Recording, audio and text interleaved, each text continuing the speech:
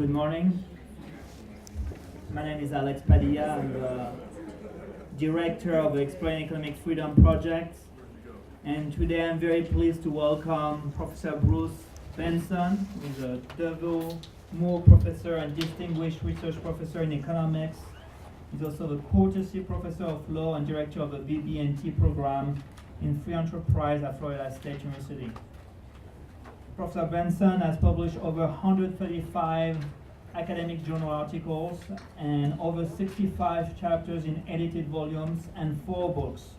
He also has co-edited 3 other books. He received many awards, including Best Article prizes from the Southern Economic Journal, the Journal of Private Enterprise, and Florida State University Distinguished Research Professor Award. Please welcome Professor Benson. Thank you.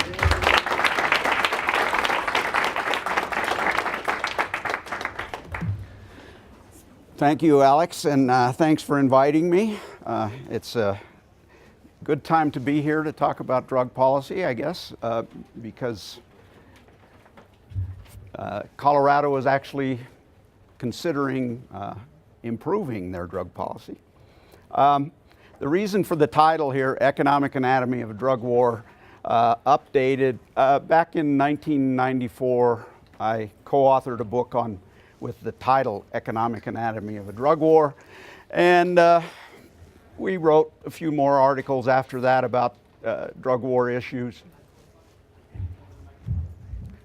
You hear me now? All right. Just like Verizon. So it means that I have to lean here. All right.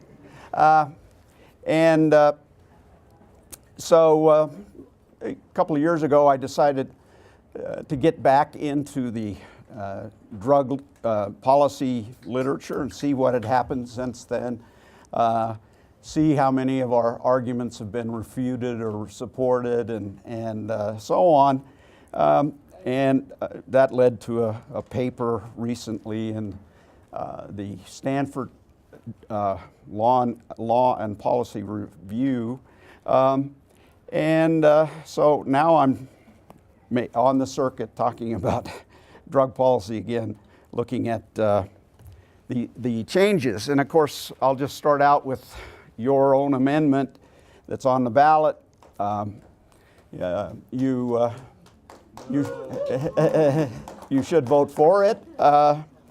The only problem with it is it doesn't go too far enough, as you'll see, hopefully, from the presentation. Okay, so why are we waging this drug war? There's lots of alleged benefits. Addiction is a problem. It's a problem with alcohol. It's a problem with food for me. The estimates suggest that 1.3% of the U.S. population was addicted to drugs in 1970. Drug war do anything to that? Not really. There's 1.3% of the population estimated to be addicted to drugs today.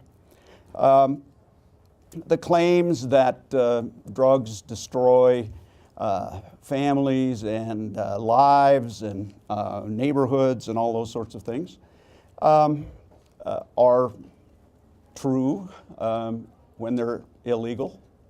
But most of those effects are because they are illegal. We have street markets, we have crack houses, we have gangs who are funding themselves through drug markets. All those things are nasty and things we would prefer not to have. This is the drug market in the Netherlands. Looks a little different. They sell marijuana in their coffee shops, and they don't have street gangs selling drugs. They don't have crack houses. Well, they may have a few, but it's a very different environment when it's not illegal. We have drug dealers that look like these guys. Some of them pretty scary looking.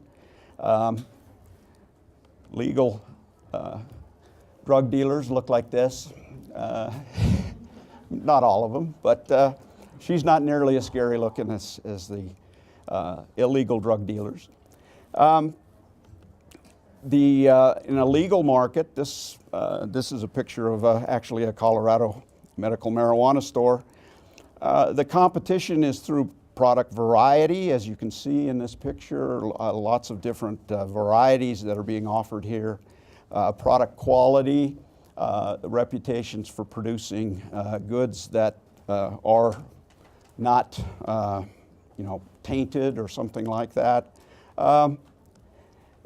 There's price competition, advertising. That's the way you compete in legal markets. You can see here they have discounts for senior citizens. Maybe I'll move to Colorado. This competition in illegal markets.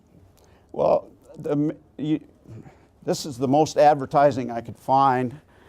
If you can see it, there's right there, there's a sign that says fix, and it's pointing down the street. So there is maybe a little advertising, but most of the competition for market control, market share, is through violence against competitors. And you can see I listed some of the homicide numbers for the U.S.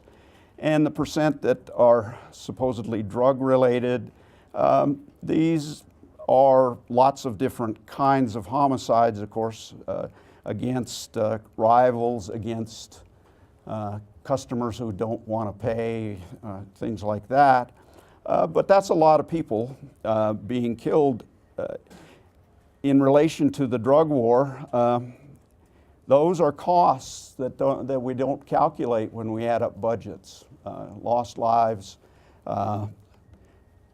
The budgets for it's almost impossible to find out how much the government spends on the drug war, I should say. This is an estimate that was produced for the federal government spending on the drug war, $44 billion a year. It's probably on the low side. There's probably at least 15 or 20 of the different bureaucracies at the federal level involved in the drug war in some way or another. State, local spending, no way to estimate that. Has it reduced consumption? Well, it's hard to say. It's hard to count things that don't happen, but there certainly has been a lot of consumption during this drug war. About a third of the population in surveys suggest that they have consumed marijuana at one time or another in their life. At any one time, you can see the estimates, about 15 million users of marijuana. The users of hard drugs, a lot less, but nonetheless close to 2.5 million. So there's a lot of consumption, obviously, a lot of violence, a fair amount of addiction. But what happens when you legalize or decriminalize or something like that? Portugal did so in a very limited way, but nonetheless tried it out in 2001. They decriminalized personal possession of all drugs in limited amounts, not just marijuana, cocaine, heroin, everything. And so individuals can possess a limited amount of illicit drugs. Dealers and traffickers are still being arrested and put into jail, and their assets are being seized and those sorts of things. But the consumers are much less likely to be harassed. The consequences, well, they know that price has fallen, not surprising. The data is limited, and therefore we obviously need to be cautious in interpreting the results. But there is data coming out that suggests that consumption has actually fallen. This was a study looking at consumption from 2001 to 2006, and you see that all the bars are shorter for 2006 than they are for 2001. I don't know if I believe it. The measurements of drug use before 2001 are certainly not all that reliable. The measurements afterwards are probably more reliable. There is evidence that more people are trying drugs. You can see that interviews of lifetime use, that means, did you ever try it in your lifetime? It doesn't mean have you used it all your lifetime. Have gone up, so probably more people trying the drug. On the other hand, there is some concern about the survey results prior to the decriminalization, because people might not want to admit they use drugs to someone asking them about it that they don't know. So it may not be as stark an increase in use as one might expect. So total use is maybe constant or fallen a little bit. More people are trying it. The flip side of that is that more people are using treatment. Once the fear of being prosecuted was gone, they witnessed a big upsurge in people going to treatment programs for drug addiction. So you get clearly individuals who now, they probably wanted to get off drugs before, now they feel like it's possible. They can go to a public drug treatment facility and admit that they have consumed drugs and not have to worry about being arrested for it. Another big impact has been surveys for young people trying drugs, and it looks like there's been some reductions there. A big impact has been the dramatic reduction in HIV in Portugal. You can see the numbers there. HIV among drug users has fallen by 17%. And they accounted for 52% of all the HIV in Portugal. So that's a pretty big effect. Drugs and crime in Portugal. The one impact is that the police are spending less time and resources on drug enforcement, which means that they can do other things. And that's an important factor, as I'll point out a little bit later. The evidence is that drug users are not committing more crime. For one thing, of course, the price has fallen, so they don't need as much money to buy the drugs. But the relationship between drugs and crime is one that's really very questionable.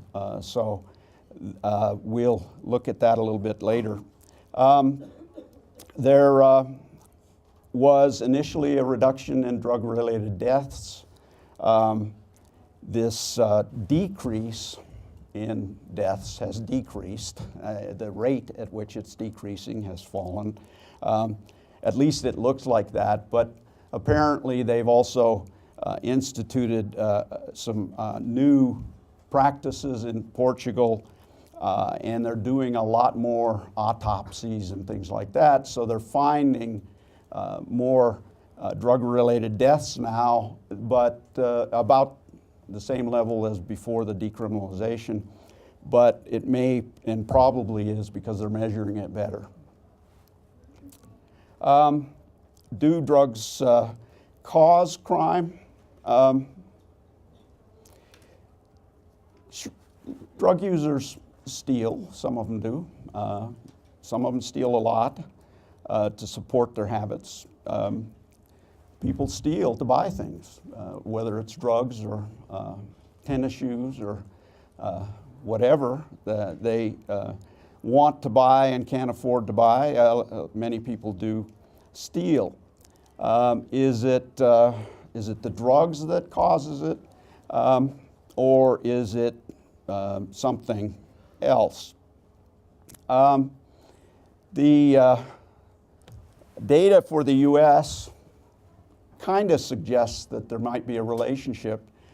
You can see the top diagram, I hope you can see it, shows the increase in drug arrests over the 1980 to 2005 period. And you can see it's gone up steadily except for a drop around 1990. And if you look at violent crime rates, they've certainly been falling. Of course, the drug war has been going on longer than the violent crime rates have been falling, but there is sort of a flat violent crime rate, and then it starts falling.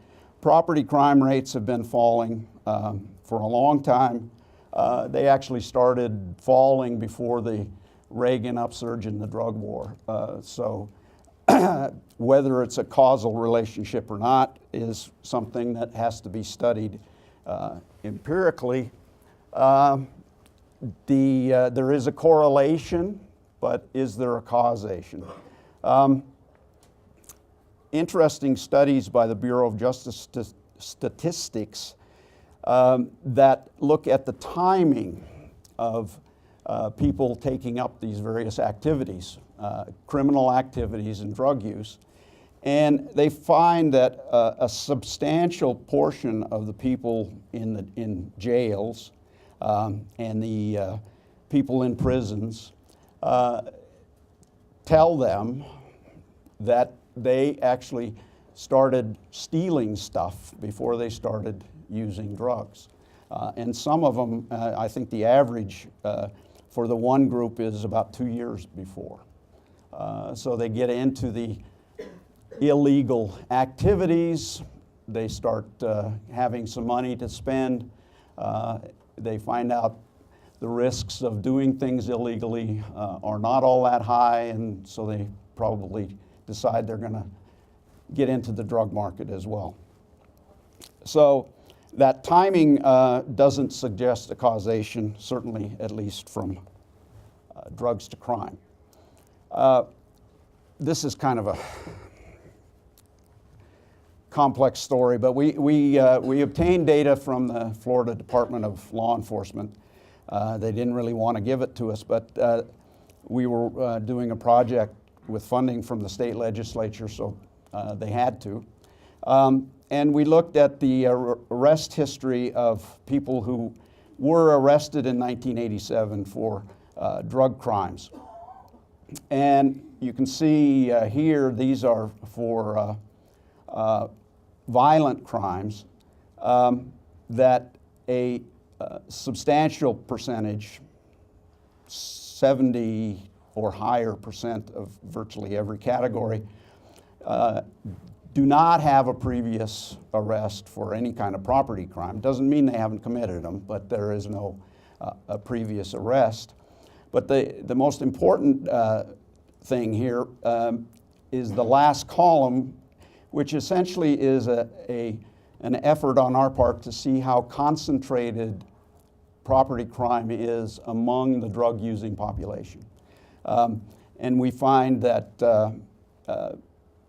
a big chunk of crimes are being committed by a very small portion of the drug-using population.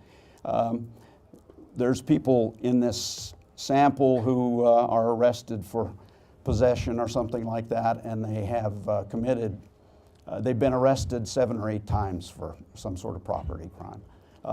So they're probably committing a lot of crime. And we also did a study of recidivism, looking at people convicted for drug crimes and so on. Our conclusion is that the drug market and criminal activity relationship looks something like this. They overlap. There's a big chunk of people who consume drugs and don't commit any crimes. There's a big chunk of people who commit crimes and don't use drugs. And there's a relatively small chunk that do both. Is it causal or not? We are skeptical. Drugs and violence, I'll just mention Goldstein's studies. They're not statistical, they're very interesting though. He got information on the arrest reports for people who commit violent crimes, murders actually, in New York.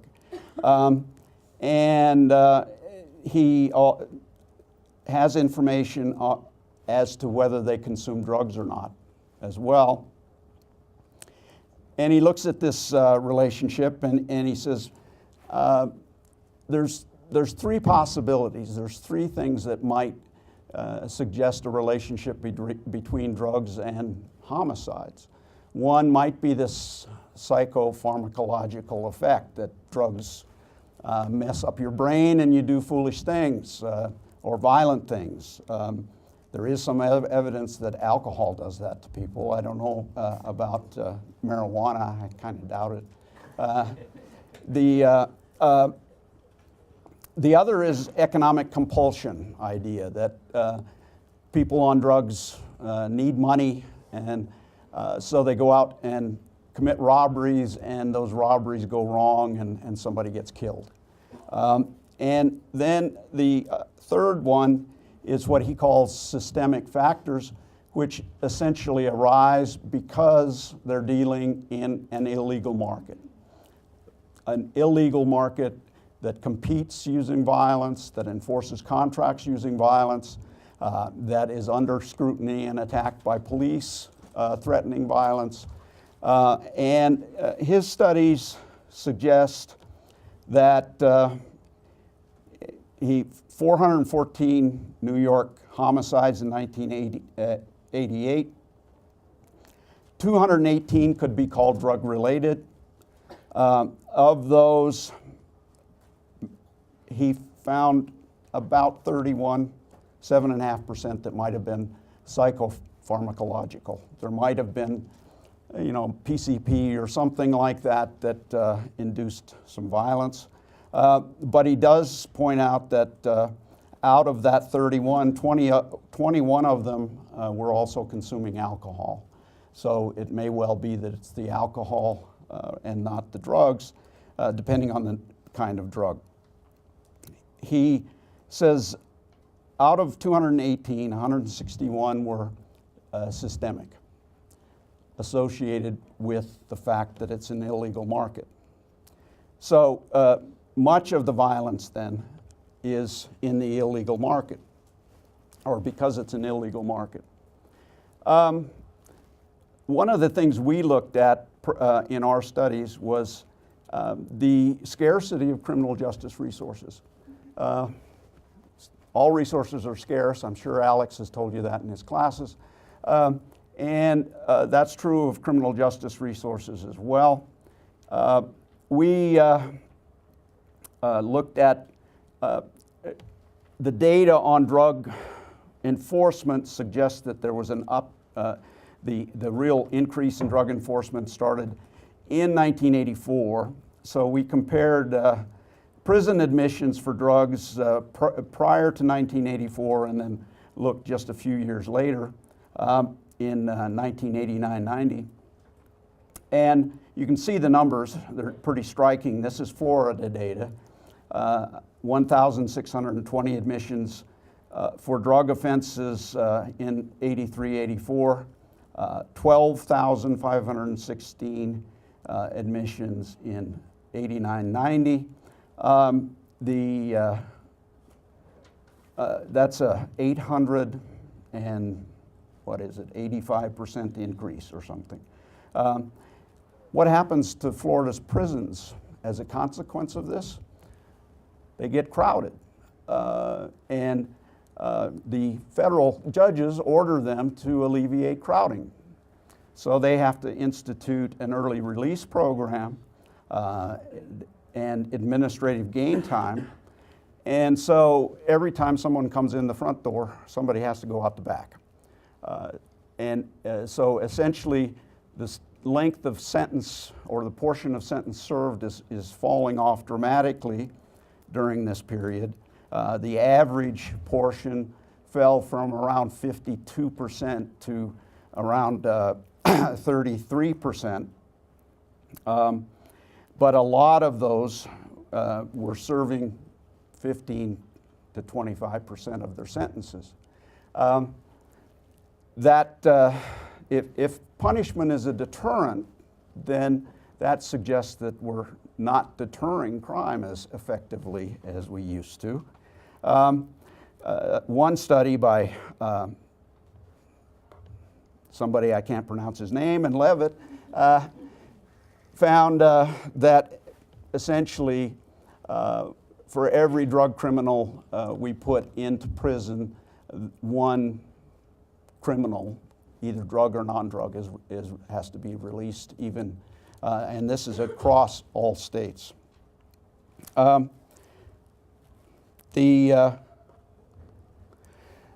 we studied in most detail was the impact on policing. We found that, again, police resources are scarce, so if there's political pressure for an increase in the drug war, the police, in order to do so, have to shift the focus of at least some of their officers and equipment and so on. There's a couple of ways they can do that. One is if they get more money, they can hire more police and take care of the problem or the demands. But if they don't get more money, they have to shift those police from other activities. And we found that both tended to happen during this period. We did a pretty extensive, and I'm not going to describe it, examination of data using statistics, and we found that a 1% increase in drug arrests relative to total arrests. So as a measure of the drug enforcement effort relative to all of the rest of policing would lead to a 0.16% increase in property crime. So in other words, when they reallocate police resources away from property crime enforcement into drug crime enforcement, you see property crime going up. Drug arrest relative to total arrest went up 236%. So if that relationship holds all the way through that, you're talking about a big increase in property crime. When we found this trade-off, we were criticized by politicians and drug warriors and things like that. They didn't believe the result. Since then, I was pleased to find that 12 other studies using data from Portugal and New York and US and Germany, every one of them find the same trade-off. So there is this trade-off that occurs when you reallocate policing resources. You can see here the trends in drug enforcement relative to total arrests. Here you can see we started out in 1980 with 580,000 drug arrests. By 2006, which was the peak, you see 1,889,000. The percentage you can see went from 5.56 up to above 13 at one point. It's declining now, and that's an interesting thing to look at if we have time. Who are they arresting? Well, early on in the uptick in the drug war that occurred under Ronald Reagan, they focused on heroin and cocaine markets, as you can see by that first diagram. But then around 1990, they shifted more and more into the marijuana market. So that today, way more people are being arrested for marijuana than for heroin and cocaine. In terms of who they're arresting, are they on the selling side or the production side or the use side? You can see that second diagram. The top line is for possession. The bottom one is for sales. Arrests for sales and production generally are flat. Arrests for possession have gone up dramatically. So the focus has shifted more and more away from the seller side of the market into the buyer side of the market, and increasingly into the marijuana market. So we're getting these drug users off the streets, I guess. About 80% of the arrests are for possession. About 88% of all marijuana arrests are for possession. So they are really arresting lots of people who are consumers, by and large. Of course, they may be dealers too, but they don't have enough on them to claim that they're dealers at the time of arrest. What's happening to price? You would think that this massive drug war would be forcing the price up. If it's effective at all, it should be pushing the price up. This is the price of cocaine over time. I only had the data through 2003, but you can see that for the wholesale price, it's pretty flat, falls some. The retail price has fallen pretty dramatically and then kind of flattened out. This looks like what happens in a market that becomes increasingly competitive. The price is falling, and certainly they're seizing lots of drugs, they're doing things, arresting sellers and so on, but not enough to force the prices up. Whoops. Marijuana, same sort of story, pretty much flat for a long time, maybe trending down a little bit. But it's interesting that one consequence of the drug war really is that the potency of drugs increases. If you're smuggling drugs, you don't want to get caught, so you want to pack as big a punch as you can into as small a package as you can. And so we've seen a dramatic increase in potency of marijuana over this period. The stuff being consumed today is so much different than the stuff that was consumed when I was in college that it's hard to believe it's the same product.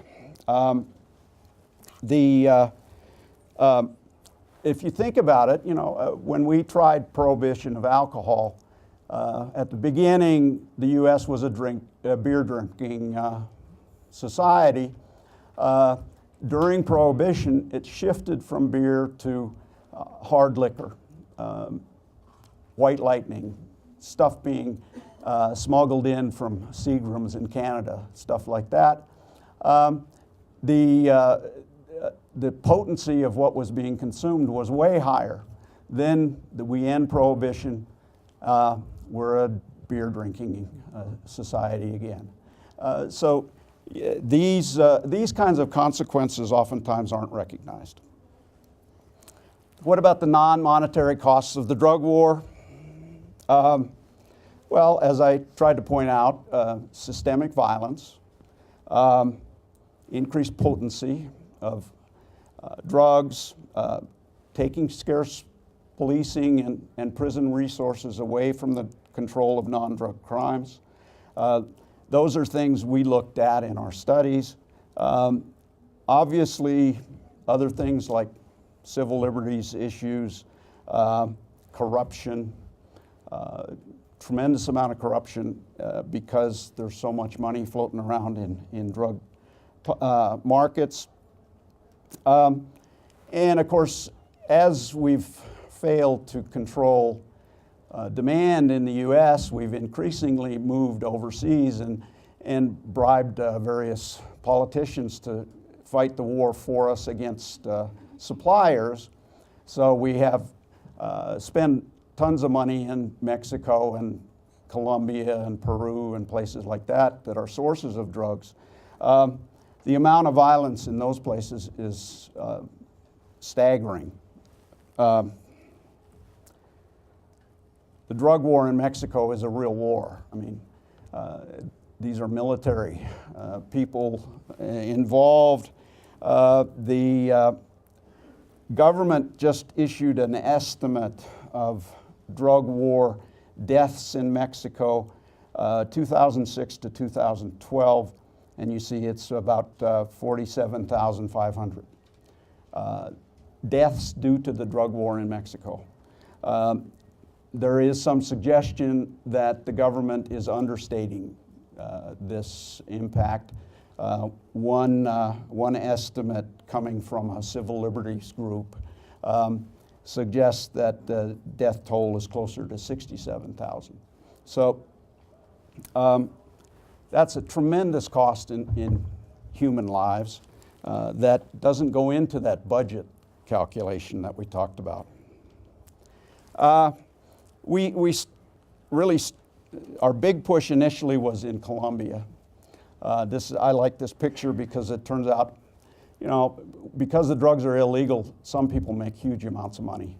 One of the drug lords wanted a hippo on his ranch, so he bought a hippo, but the drug warriors killed the hippo.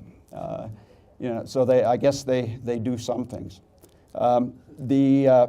But the point here is that we started out really a big effort in Colombia to try to end the flow of cocaine out of Colombia into the United States. The Columbian plan. Now we have a Mexican plan. The Colombian plan, well, it killed a lot of people, including a lot of big drug dealers. Apparently the DEA had a poster on the board in their office in Washington with the 16 biggest Colombian drug lords pictured. And the idea was when they could cross all of those out, they would have won. They ultimately crossed them all out. But as it turns out, Colombian cocaine production still accounts for 60% of the production in the world, and it's rising rather than falling. So that episode, while it did kill some people and some hippos, you know, it was not particularly successful, in part because there's an endless supply of drug producers in the world. These are kids. They spend their time harvesting cocaine or cocoa leaves and processing them in ways that they can be shipped easily and so on. So why are we in this drug war? Well, it's politics. We have our customary law crimes like murder and robbery and all those sorts of things, but pretty much anything else that's a crime is a political crime. It's a crime because the majority or some powerful interest group convinced the legislature to make it a crime. It became a crime in the United States in the late 1800s, early 1900s. Some states passed prohibition laws before the federal government did. The big law at the federal government level is the 1914 Harrison Act, which actually was a tax act. That's why the Drug Enforcement Agency is in the Department of Treasury, which doesn't make much sense, but when you look at the history, it was about taxes initially. They wanted to tax heroin and cocaine related products. But then they made a mistake, as far as I'm concerned. They created the Drug Enforcement Agency to implement this policy. And once you create a bureaucracy, it grows. And it looks for reasons to grow. And it tries to justify its existence and so on. And so after a series of raids of doctors' offices, one consequence of the taxes, of course, is that you got to keep lots of records. And some of the record keeping was just overwhelming for doctors and people like that who might be dispensing these kinds of drugs. So they didn't do it.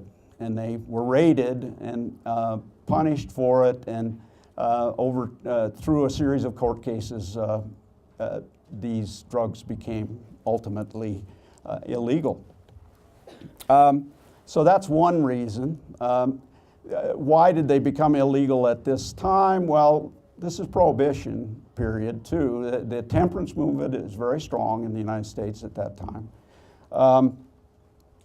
There was a lot of political concern at the time as well, so that some of these groups that were trying to limit the political power of other groups got behind the temperance movement because they felt like that would probably limit the political activities of some of these groups. And the evidence I read suggests they were looking at the Irish.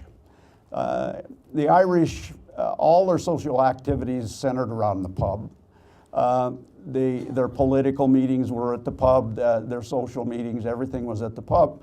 And people thought, well, if we close down the pubs, maybe they won't be able to get together and organize and support policies we don't like so easily.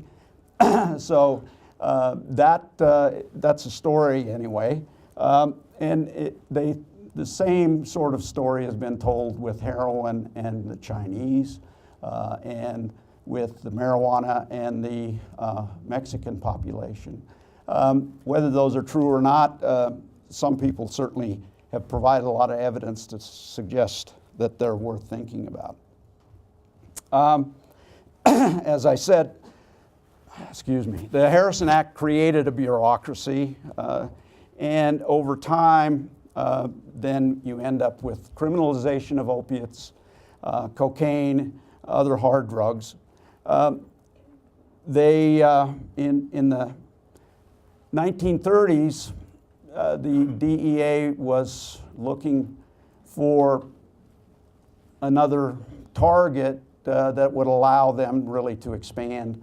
And so they started pushing for marijuana taxation and trying to make it illegal. 1935, the Marijuana Tax Act was passed. Once again, a tax act, not a criminal act, giving the DEA authority to enforce these tax provisions and so on. And so the same sort of thing happens with marijuana as did with the opiates. Within a short period of time, it's essentially a criminal issue.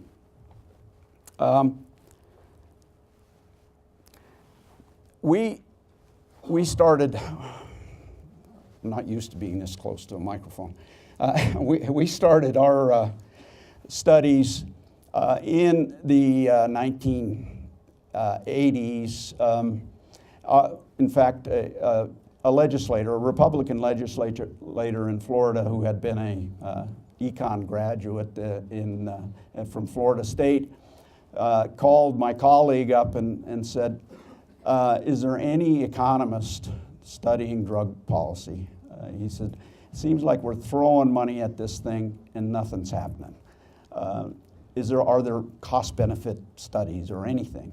And my colleague, being somewhat entrepreneurial, said, not that I know of, I can check around, but if we can't find any, would you like to fund a study? And I don't know if he looked at the literature at all. When he came to my office and said, you want to study drug policy? I think I can get some money. And I said, sure. Actually, initially he didn't tell me there was money there. He said, you want to do something on drug policy?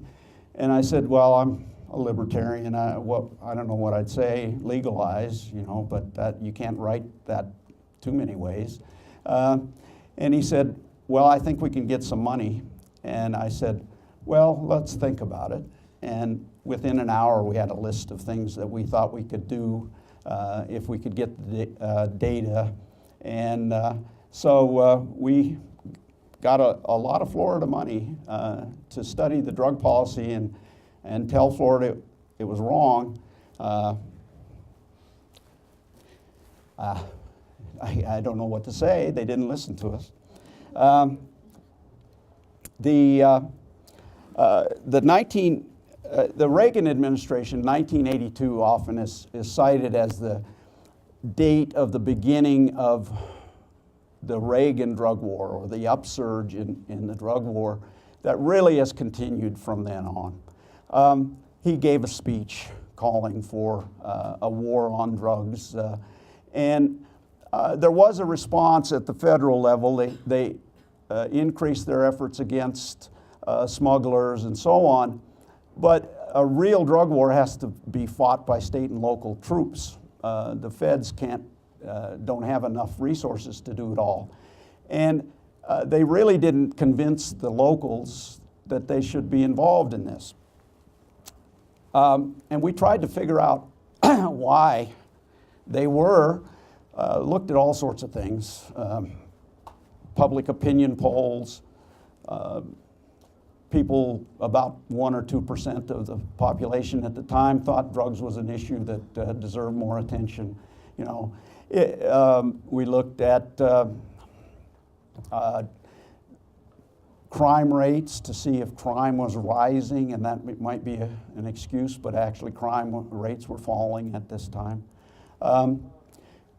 Ultimately, I went and started looking at legislation to see if there was something there. And I found the 1984 crime bill, which had a section on asset seizures that said if a state or local law enforcement agency cooperates with the federal government in a drug investigation, they would get a share of the assets seized in that investigation. Why would that matter? Well, it turns out that a lot of states put asset seizure money into the general fund or into education funds or something like that. It didn't go to law enforcement. This federal law allowed local police to get around their own state laws and keep the assets that they seized.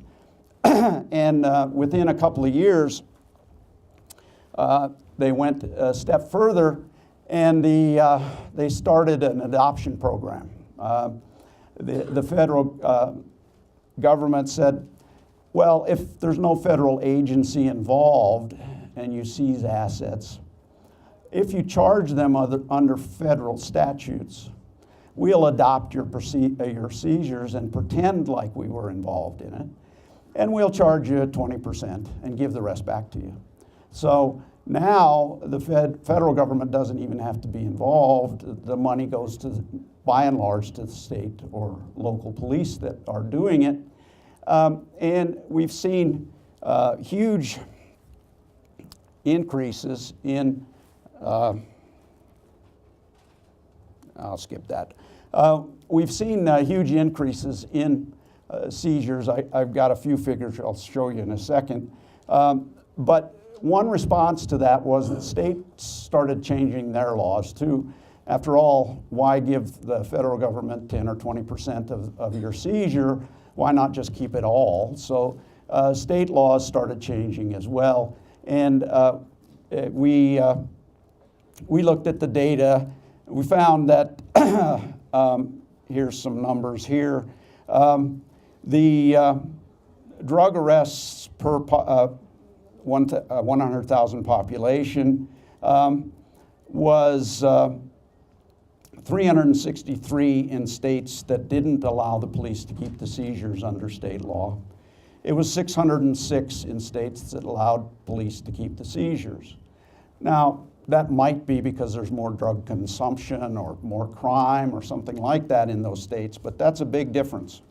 So we did another statistical study and controlling for lots of things. And in fact, we had, in our data, we had a measure of drug use in these 24 metropolitan areas that was supplied by the federal government.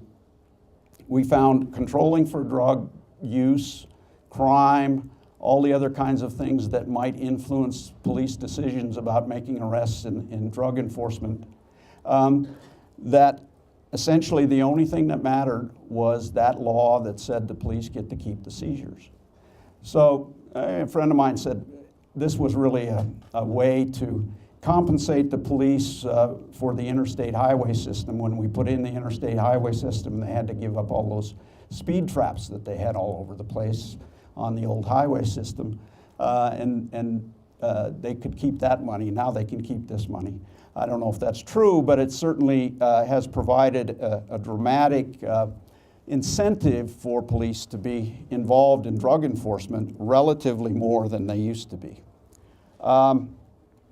They seize all sorts of things. They seize lots of money, of course, but they seize cars and boats and all those sorts of things too. There's been a series of scandals involving seizure activity. One occurred in Florida. The Volusia County, Florida Sheriff's Department started a drug squad that what they did is put it out on the interstate and started stopping people for traffic violations. And of course, they can stop anyone because we all violate traffic laws. You know, we change lanes without signaling, or we get too close to the car ahead of us, or we do something like that. And they claim they weren't profiling, but about 75% of the people they stopped were Hispanic or black. They would ask if they could search the car, and they'd sort of infer that if they didn't get permission, they were going to do it anyway. You just have to wait until they got the drug sniffing dogs or something like that there. And so people would say, oh, all right, go ahead. And if they found cash in what they considered to be a significant amount, they seized it. This is drug related. We're seizing it. It's a civil seizure, so they don't have to charge you with a crime. They just have to claim that the property they're seizing is either proceeds from a crime or involved in a crime. So they seize it. Then it's up to the individual to sue the sheriff's department to get the money back if they want, if it's legal money. A few examples. How am I doing for time? There was a guy got released from the Navy up in Virginia. Got cashed out his bank account, cashed his last paycheck. He had $3,750 in cash, I think. He had receipts showing that he'd taken it out of his bank. They seized it anyway. He had to hire a lawyer to try to get the money back. Ultimately, he settled because it would cost so much to go to court that it wasn't worth it. He got, I think he got 40% of his money back. The lawyer, of course, took a third of that, and the police or the sheriff kept the rest. One elderly lady who didn't trust banks kept all her money as cash under her mattress. And a hurricane went through South Carolina, I think it was at the time. So she needed some repair materials to repair her house. And she's not going to leave all her money sitting in her house while she's gone, so she took it with her. And it was $180-some thousand. They seized it. They seized money from, I want to say about 200 people before it blew up in their face, I guess. They seized about $8 million. About 75% of those seizures were challenged, suggesting that maybe 25% were actually drug dealers, but the rest of them probably weren't. We've seen the same kind of thing in Louisiana, except they were even more clever, I think, than Florida in that they only stopped out-of-state cars. They figured out-of-state people couldn't challenge the seizure as easily as in-state people. Texas, other places like that. There was a case in California where a wealthy individual allegedly had drugs in his house. And they decided to raid it so they could seize his house. And they raided, of course, don't know it's police. They come in, he's got a gun, they kill him. There's no drugs in the house. So you get those kinds of things going on. So we think that this is a big factor in all of this. And like I said, they seize lots of things. Here's some seizures you might be surprised at. They'll take anything. Most of the seizures are less than $5,000 in value, 90-some%. So you think about these huge seizures, but the real money is coming from a lot of small seizures. And they sell the assets or they use them and then they spend the cash. So let me stop there. I like this quote from Thomas Paine.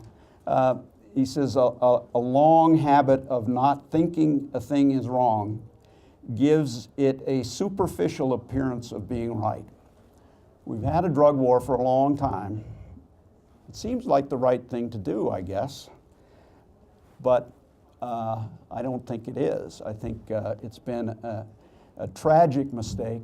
I think it ultimately will go down in history as one of the worst episodes in American history, along with the Trail of Tears and internment of Japanese prisoners during World War II and things like that.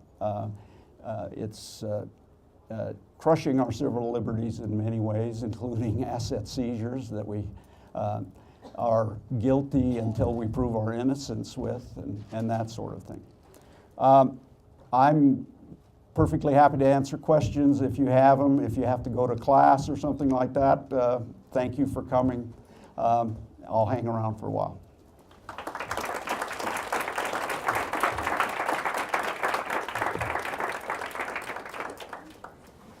Okay.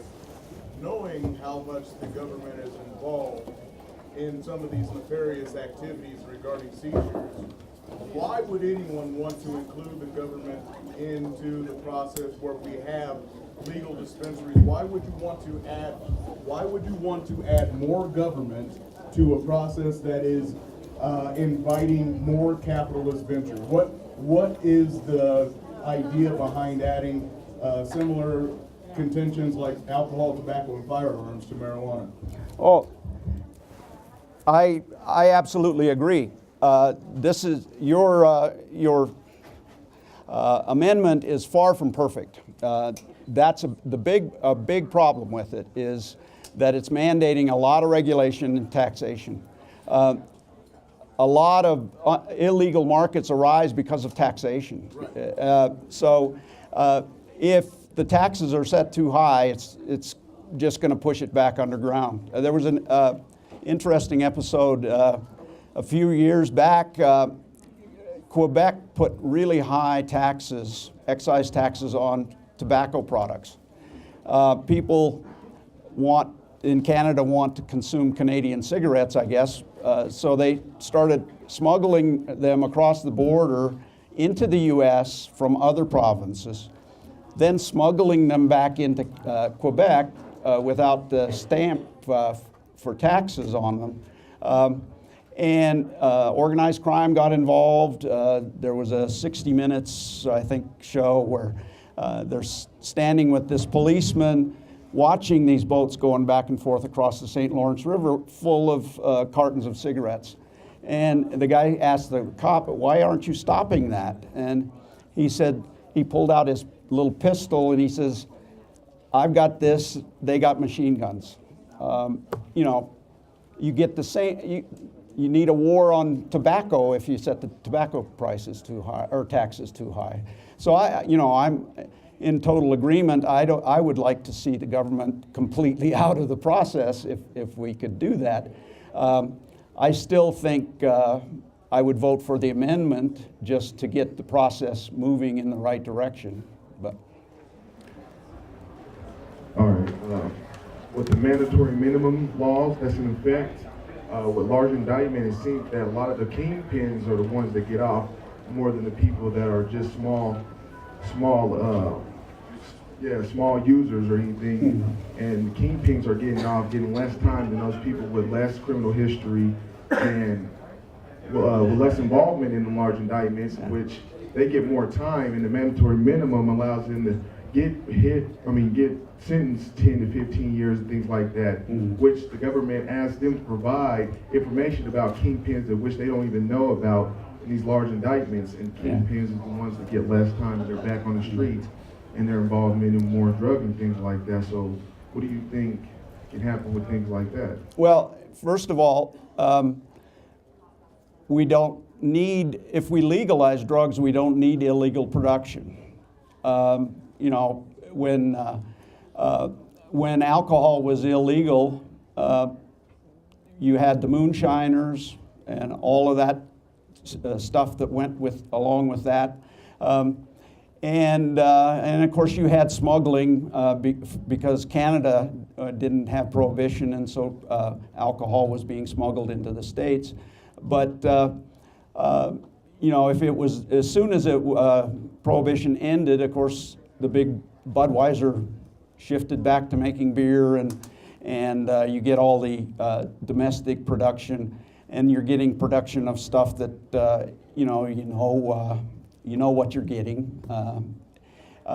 So we would see a dramatic reduction in illegal production, and that would sweep the profits out from under all these kingpins that are making huge amounts of money. The one reason that you can't win the drug war is that there's an endless supply of drug dealers. They see those huge amounts of money that you might get if you're successful. If you're not successful, okay, you might go to prison. I don't know if that's all that much worse than living in some of the inner cities in the United States anyway. But the kingpins, you're right. I mean, they've got the lawyers, they've got the bankers who are laundering their money, and all the corrupt politicians and the corrupt judges, so they get richer. You get this endless supply of people wanting to get rich, and a few of them make it, you know, and become rich. But it just the illegality of the drugs is what's creating those kinds of opportunities. Do you think that the eventual legalization, or even just treating marijuana as a medical thing, will hurt or harm legalization of other drugs? As we say that marijuana is more like alcohol, so it's not a drug, will that hurt or harm legalization of harder drugs? Yeah, that's a good question. You know, I don't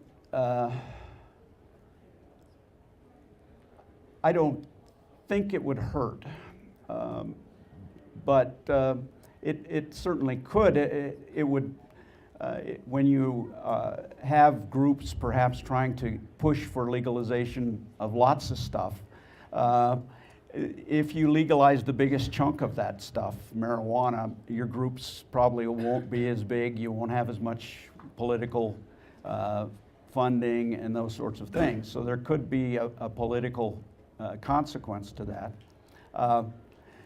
You know, that Portugal's example, which is very difficult for the drug warriors to consider, they decriminalized all drugs, and so we can, even though we may just do marijuana to start with, we do have something to point at to say, okay, that worked, let's go further. So maybe the example will be useful. You made a good point of showing the history of how the criminalization came about through the expansion of the bureaucracy. I'm wondering, is there anything being done to irradiate this cancer's growth of these bureaucracies? Because we can legalize something, we can try to legalize freedom all we want, but the cancer's still growing. Yeah. They're going to find new things to make crimes out of. What, if anything, is being done to quell that growth?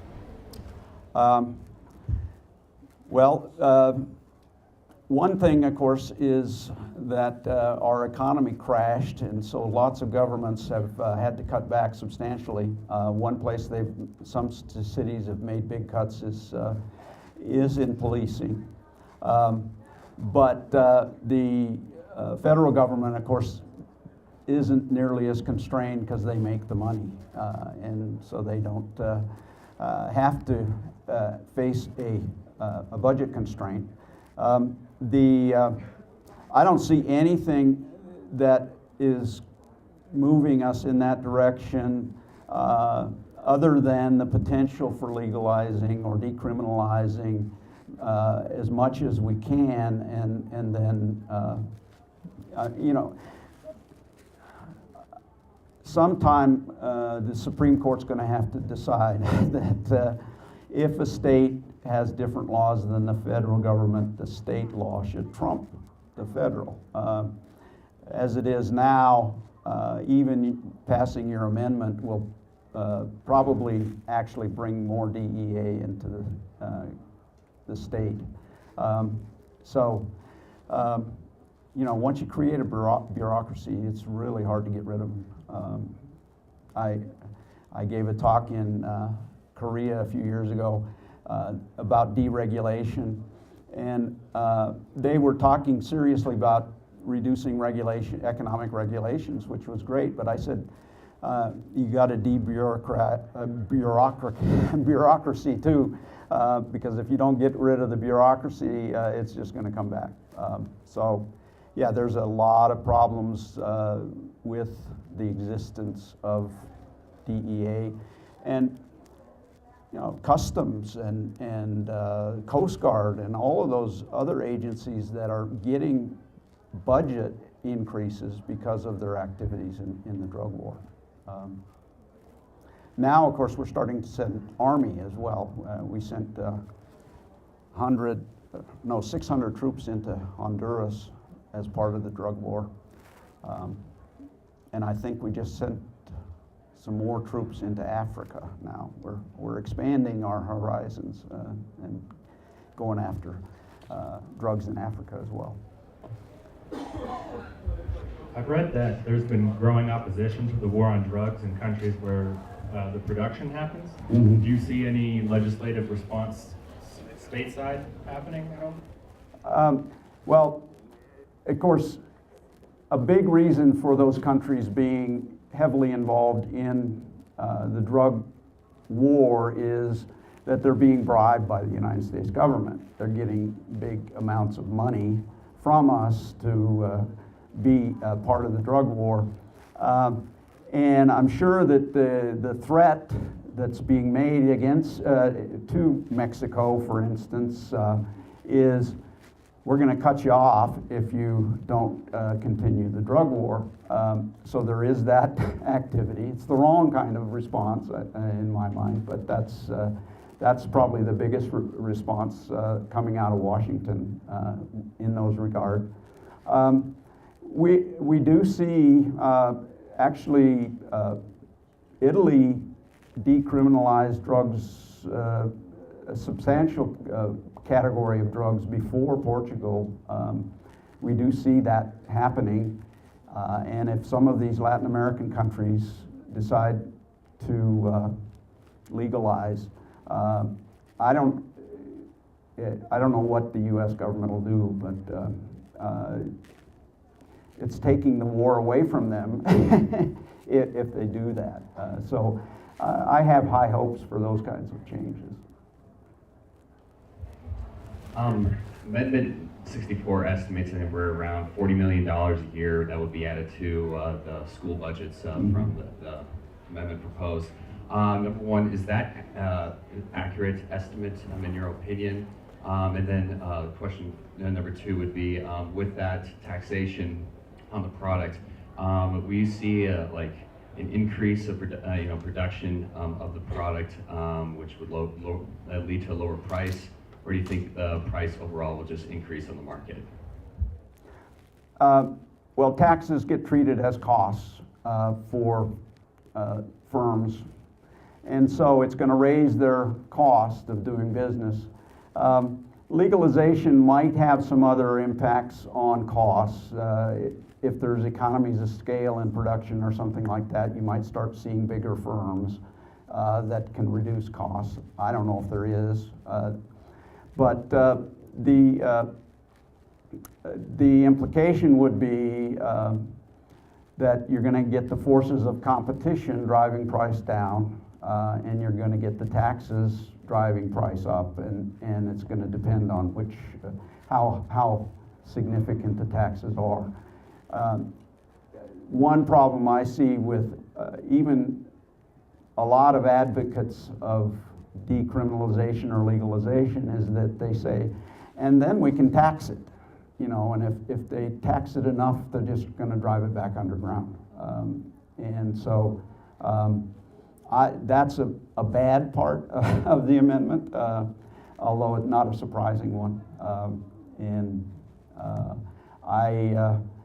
I would like to see much less emphasis on the idea of taxing. I don't know about whether that's an accurate estimate or not. I think it's probably just something somebody threw out. I just want to thank you quick for being here. It's such an important topic. Obviously the drug war is bad for so many reasons because doing drugs itself is not a crime.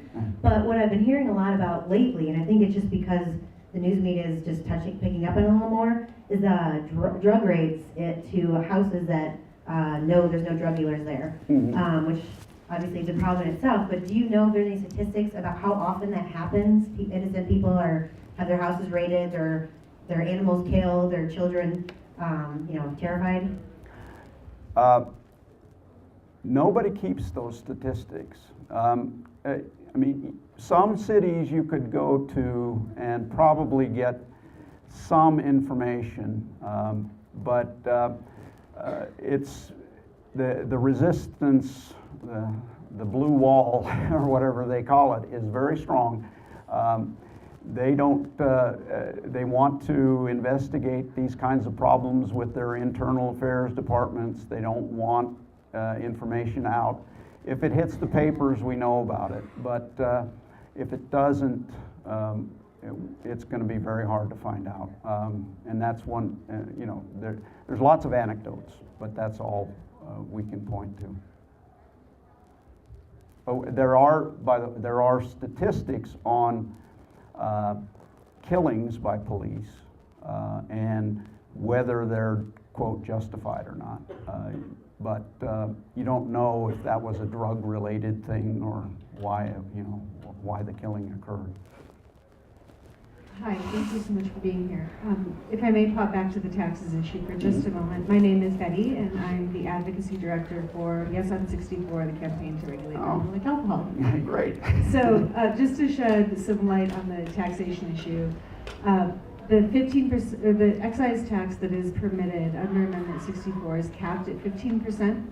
For the first handful of years, and then allows the state legislature to move that excise tax as needed.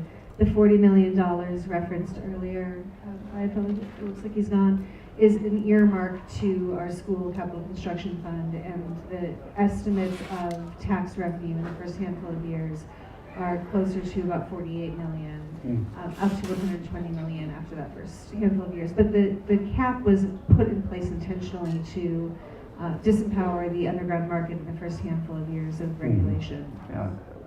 Well, that is great. I wish the cap just went forever, because once they can raise it, they will. But you may have a strong legal market by then, which would maybe create a lobby group that you could be the head of that would be lobbying against increased taxes, which once it's in that political arena, you got to stay active and on the ball, or they're gonna stick it to you.